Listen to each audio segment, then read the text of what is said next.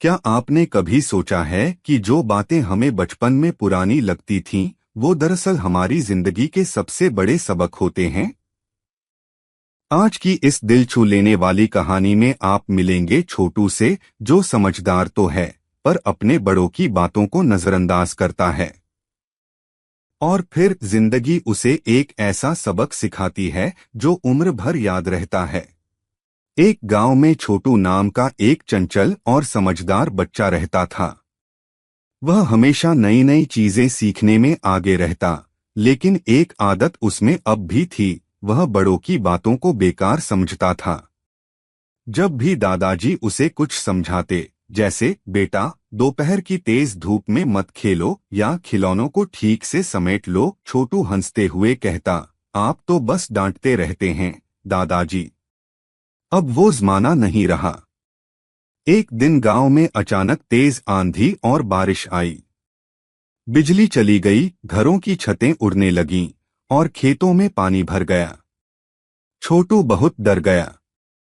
उसके सारे खिलौने जो बाहर थे भीग गए और कुछ टूट भी गए। उसने देखा कि दादाजी शांत थे। उन्होंने पहले ही सब जरूरी चीजें एक सुरक्षित जगह पर रख दी थीं, दरवाजे बंद कर दिए थे और घर की छत को ठीक कराया था। छोटू ने पूछा, दादाजी आपको कैसे पता था कि आंधी आने वाली है? दादाजी मुस्कराए और बोले, बेटा ये पहली बार नहीं है। उम्र ने हमें सिखाया है कि कब क्या करना चाहिए। अनुभव किताबों में नहीं, जिंदगी में मिलता है। छोटू चुप हो गया। थोड़ी देर बाद दादाजी ने एक बात और कही, छोटू समय बदल सकता है, तकनीक बदल सकती है, लेकिन जीवन के मूल नियम नहीं बदलते, जैसे सम्मान देना, सीखना और अनुभव का आदर करना। उस दिन छोटू को पहली बार एहसास हुआ कि जो बातें वह पुरानी समझता था, वो असल में मूल्यवान अनुभव थे।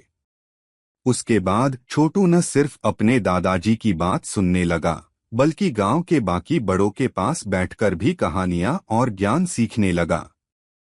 वह समझ गया कि जीवन में आगे बढ़ने के लिए ज्ञान, अनुभव और दूसरों का सम्मान तीनों जरूरी हैं। बुजुर्गों का सम्मान सिर्फ एक संस्कार नहीं, बल्कि एक समझदारी है। अनुभव उम्र के साथ आता है और जो उसे सुनता है वह जीवन में कम गलतियां करता है। कोई भी उम्र क्यों न हो, सीखने और आदर करने की आदत कभी पुरानी नहीं होती।